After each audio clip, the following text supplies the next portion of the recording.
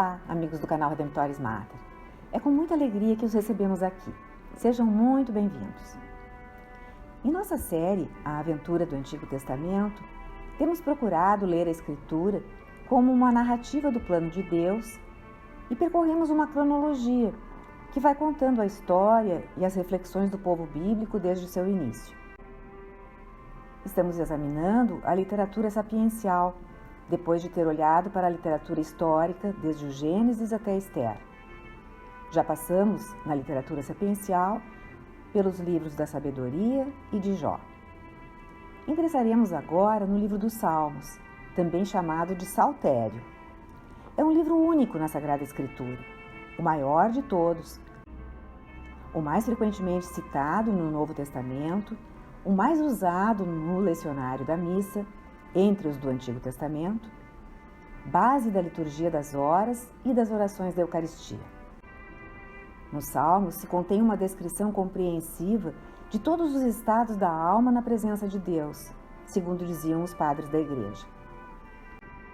A palavra salmo vem do grego, significando música, canto, e traduz o vocábulo hebraico mismor, que significa também canto, melodia, e deriva de uma locução verbal, fazer música, quase sempre no contexto da adoração a Deus.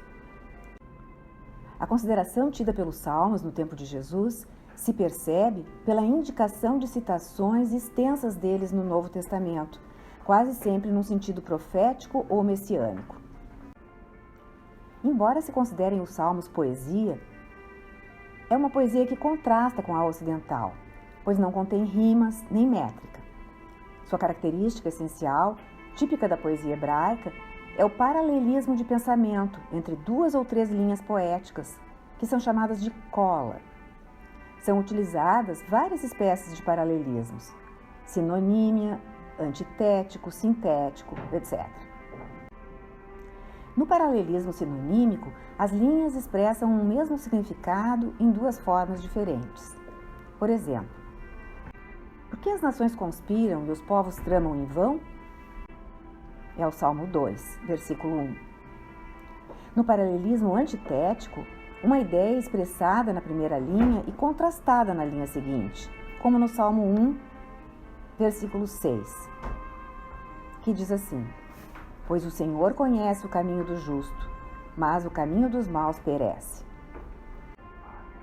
No paralelismo sintético, a segunda linha completa, expande ou ilumina o que foi expresso na primeira linha, como no Salmo 2, versículo 6.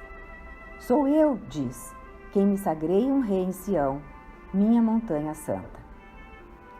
Quanto aos gêneros literários, os salmos podem ser de lamentação, ação de graças, hinos, salmos reais, frequentemente ligados a Davi, e que tiveram, desde o judaísmo rabínico, uma interpretação messiânica, os Salmos do Monte Sião, onde fica Jerusalém, considerado o ápice das várias montanhas da história da salvação, como o Éden, o Ararat, o Moriá, o Sinai, Garizim e, finalmente, Sião.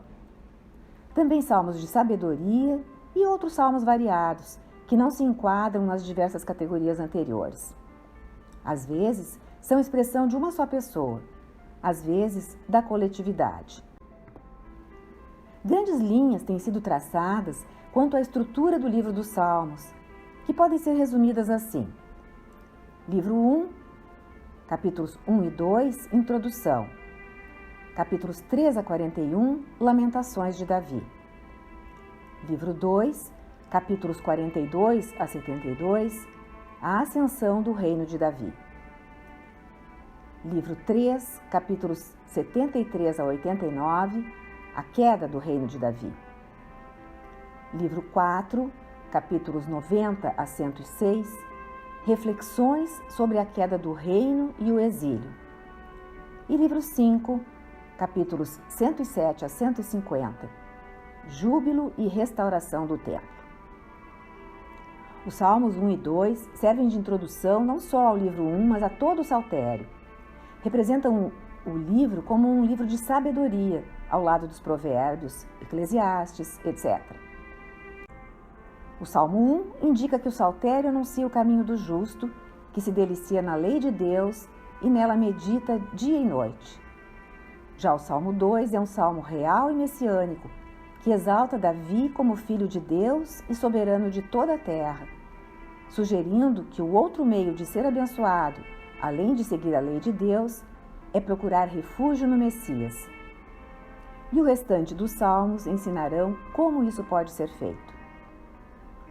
Perpassa todos os salmos a ideia da fidelidade eterna de Deus à aliança com o povo de Davi.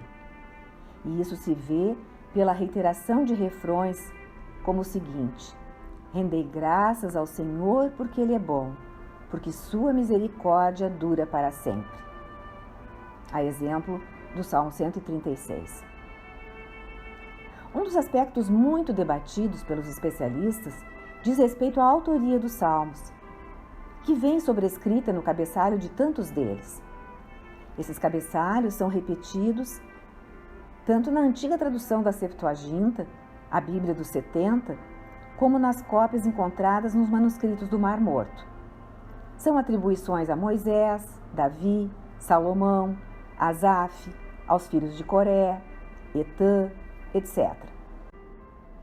Não há uma certeza quanto à autoria, contudo. Os especialistas também se perguntam o que exatamente significa dizer que o salmo é, por exemplo, de Davi, como consta no cabeçalho. Examinando a interpretação da antiguidade, mas observando ainda que o prefixo de, em de, Davi, no hebraico le, também pode significar sobre, há uma espécie de consenso de que as sobrescrições, na maioria dos casos, dizem respeito à autoria do salmo, mas cada um deve ser examinado com base no conteúdo e contexto que se apresenta. Quanto à época em que foram escritos, quase metade dos salmos é atribuída a Davi, que viveu no 10º século a.C. Um é atribuído a Moisés, por volta do século 13 a.C. Muitos refletem a experiência do exílio babilônico. Há os que parecem descrever a destruição do Templo de Jerusalém, que ocorreu em 587 a.C. Outros são pós-exílicos, mencionando a restauração. Talvez sejam menção ao decreto de Ciro, permitindo a volta a Israel, a reconstrução do templo e a restauração das muralhas de Jerusalém. Com esse panorama do livro dos Salmos, encerramos esta postagem. Na próxima, examinaremos as questões teológicas presentes no livro. Obrigada por ter acompanhado esta postagem. Se você gostou, clique seu like, inscreva-se no canal e acione o sininho para ser notificado de outras publicações.